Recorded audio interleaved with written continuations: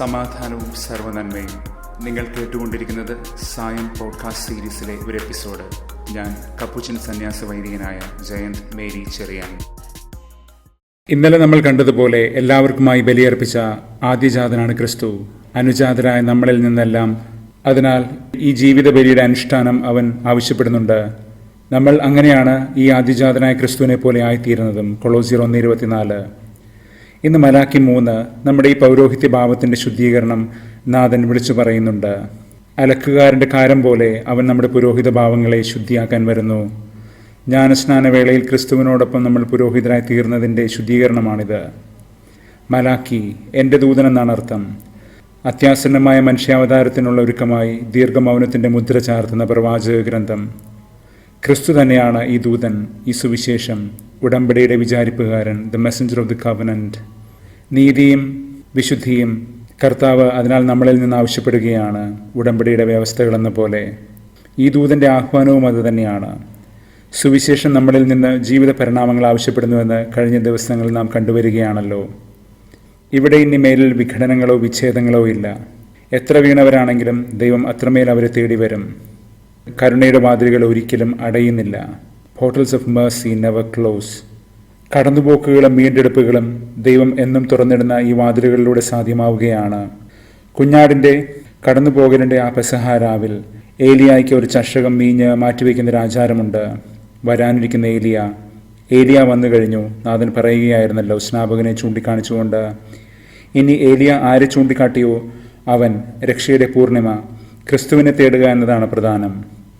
ദൈവം തൻ്റെ ആലയത്തിലേക്ക് അങ്ങനെ പെട്ടെന്ന് വരുമ്പോൾ നമ്മൾ തയ്യാറായിട്ടുണ്ടായിരിക്കുമോ? ഇതാണ് മലാക്കി ഉയർത്തുന്ന കനപ്പെട്ട ചോദ്യം.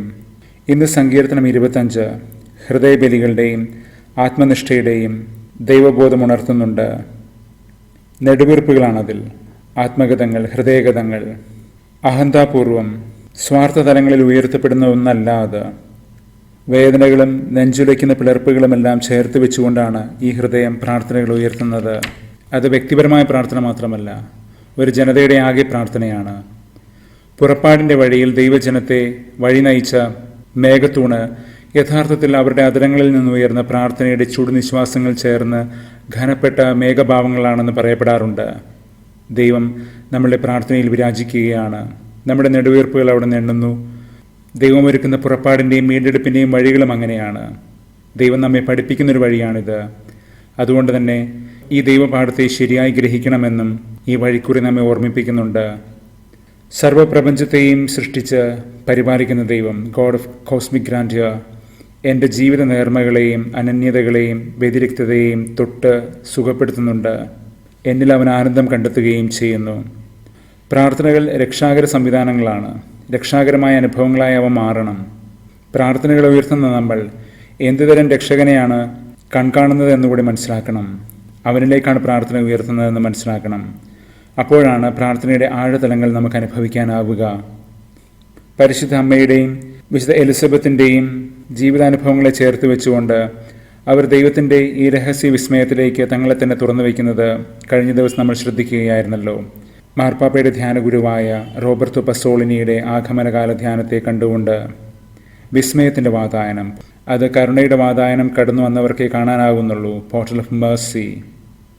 ഇങ്ങനെ തുറന്നു കിട്ടിയ ഈ വാതിൽപ്പടിയിൽ നിന്നുകൊണ്ടാണ് എലിസബത്ത് എന്ന് പറയുന്നത് തൻ്റെ കുഞ്ഞിന് യോഹന്നാൻ എന്ന് പേരിടണമെന്ന്. മുറകൾ തെറ്റിക്കുകയാണ് അവൾ. ലൂക്ക 1:57 മുതൽ. കാരണം ഇനി പുതുമുറയാണ്, ദൈവമുറ. ദൈവം കൃപാകാരുണ്യമുള്ളവനാകുന്നുവെന്നാണ് ആ പേരിൻ്റെ അർത്ഥം. അങ്ങനെ വരുമ്പോൾ അത് അവളിൽ സംഭവിക്കുന്ന പുത്തൻ പിറയുടെ വിളംബരം കൂടിയാണ്. എല്ലാം അടഞ്ഞും അടിഞ്ഞും പോയെടുത്ത് ദൈവം തുറക്കുന്ന ആ പുതുവാതിൽ.